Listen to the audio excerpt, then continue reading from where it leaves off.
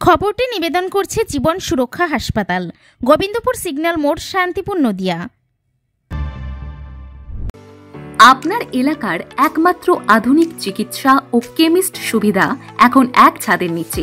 উষা medical, Gobindapur বাজার, rail লাইনের পাশে, শান্তিপুর, নদিয়া। 24 ঘন্টার ভেতরে বাকি দোষীদের গ্রেফতার না হলে শান্তিপুর থানা ঘেরাও করা হবে, হুঁশিয়ারি বিজেপি। নিশিংহপুর মধ্য কলোনিতে ফুল তুলতে গিয়ে অপমানিত হয়ে আত্মঘাতী হওয়া মহিলার পরিবারের সাথে দেখা। সোমবার তার বাড়ি গেলেন বিজেপির জাতীয় মহিলা কমিশন ডক্টর অর্চনা মজুমদার। সঙ্গে ছিলেন রানাঘাট লোকসভার সাংসদ জগন্নাথ সরকার সহ শান্তিপুর পঞ্চায়েত সমিতির সভাপতি নৃপেন মণ্ডল ও একাধিক বিজেপি নেতাকর্মী। প্রসঙ্গত, গত শুক্রবার নিশিংহপুর মধ্য কলোনি এলাকার বাসিন্দা এক মহিলা ভোরবেলা তারই এক প্রতিবেশীর বাড়ির গাছ থেকে পূজার জন্য ফুল তোলেন। অভিযোগ, এরপরই সেই পরিবার ফুল তোলার অপরাধে ওই মহিলাকে মারধর করে ও কান ধরে উঠবোস করায়। আর সেই অপমান সহ্য করতে না পেরে গলায় ফাঁস দিয়ে আত্মঘাতী হন ওই মহিলা। অভিযোগ ওঠে, প্রতিবেশী পরিবারের সদস্য শান্তিপুর থানার সিভিক ভলেন্টিয়ারের কাজ করার জন্য পুলিশের ভয় দেখিয়ে সেই অপমান করেছে ওই পরিবার। আর এরপর শান্তিপুর থানায় লিখিত অভিযোগ করে মৃতের পরিবার। ঘটনায় এখনো পর্যন্ত পুলিশ একজনকে গ্রেপ্তার করলেও এখনো অধরা অভিযুক্ত সিভিক ভলেন্টিয়ার। এদিন মৃত পরিবারের সঙ্গে দেখা করে বিজেপির পক্ষ থেকে জানানো হয়, 24 ঘন্টার মধ্যে বাকি দোষীরা গ্রেপ্তার না হলে থানা ঘেরাও করা হবে বলে হুঁশিয়ারিও দেন তারা। ব্যুরো রিপোর্ট, এনি বাংলা সংবাদ পাঠে।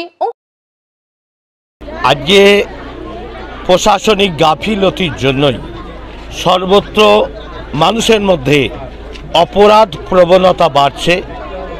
বিভিন্ন রকম অত্যাচার, বিভিন্ন রকম অপরাধমূলক কাজকর্ম যত দিন যাচ্ছে প্রশাসনিক ঢিলেমির জন্য বাড়ছে। কোথাও মৃতদেহ নিয়ে চলে যাওয়া হয় পুলিশের তরফ থেকে, এটা কিভাবে দেখছেন?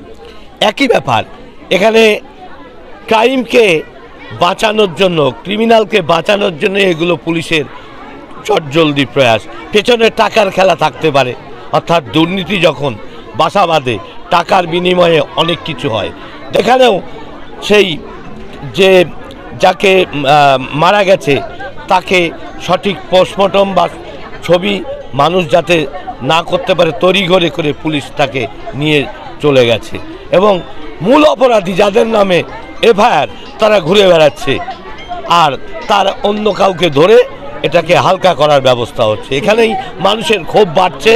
সাধারণ মানুষ এর বিরুদ্ধে তারা সরব হচ্ছে। তাদের বক্তব্য, অপরাধীর বিচার হোক, দল মত নির্বিশেষে অপরাধী তার শাস্তি হোক, এটাই তাদের দাবি। আমার মা, আমরা ছোট থেকেই দেখছি আমার মা ফুল তোলে, সবাই তো ফুল তোলে।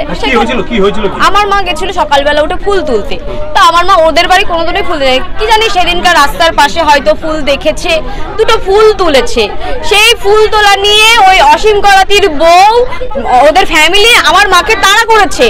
আমার মা স্বাভাবিক একটা মানুষকে তাড়া করলে তার তো নিজের জীবনের তো একটা ভয় লাগে, তাড়া করেছে। সেখানে তার পাশের বাড়িতে গিয়ে দাঁড়িয়েছে বাথরুমের সামনে, সেখান থেকে আমার মাকে এরকম চুল ধরে টেনে নিয়ে এসে সবার সামনে মেরেছে। আমার মাকে কান ধরে উঠবাস করেছে, তাতেও হয়নি। আমার বাড়িতে এখানে যে একটা অঙ্গনারী স্কুল হয়, যে সেখানে এসে সকালবেলা আমার মা চলে এসছে, এসে কাজকর্ম করছে ভাইকে, সেই 8টার সময় এসে তারপরও আমার মাকে ছাড়িনি। ওদের সবাইকে বলছে আজকে চোর ধরেছি গো, চোর ধরেছি, কত বাজে বাজে কথা। সেই সব অঙ্গনারী দিদিমণিরা সব জানলো, সব দেখলো, কিন্তু কেউ কোনো কথা বললো না। তারপরও ওনার শুধু, আমি লোকের মুখে শুনলাম যে বলছে যে কেন হচ্ছে এইসব, কেন।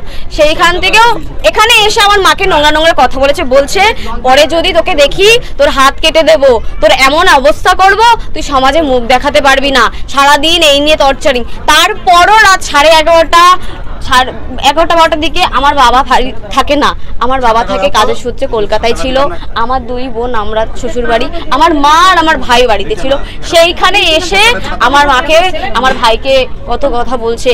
আমার ভাই বলছে যে তোমরা এরকম করছো কেন। আমার ভাইকে বলছে তোরা কি জানিস আমরা কে, আমরা পুলিশ, আমরা তোদের জেলে ভরে দিতে। সবাই দেখলেন, আমিও দেখলাম যেভাবে একটা মেয়ে সাধারণ একটু গাছের ফুল তোলার জন্য কাউকে যদি আত্মহত্যা করতে হয়, এই যে সিভিক ভলেন্টিয়ারের দৌরাত্ম্য এবং এই গুন্ডামি, এই যে মানে মাত্রা অতিরিক্ত, এটা সাধারণ মানুষের বসবাস করার অবস্থায় নেই। আত্মগ্লানিতে ভদ্রমহিলা আত্মহত্যা করেছেন, অথবা তাকে আত্মহত্যা করাতে বাধ্য করা হয়েছে। কোনো কিছু প্রমাণ হয়নি। পোস্টমর্টমের রিপোর্ট ছাড়াই সারা পাড়ার মানুষ দেখুন রাস্তায় বেরিয়ে এসছে, প্রত্যেকে নিরাপত্তা চায়। এই অপমানের শোধ চায়, সিভিক ভলেন্টিয়ারের অ্যারেস্ট চায়। আমরা পুলিশের সঙ্গে কথা বলছি এবং যত শিগগির সম্ভব সকলকে ধরাবার ব্যবস্থা। এখনো পর্যন্ত 24 ঘন্টা কেটে যাওয়ার পরে এখনো গ্রেফতার হয়নি বা আটক হয়নি। সেটা আমি পুলিশের সাথে কথা বলে এসপির সাথে দেখছি কি করে।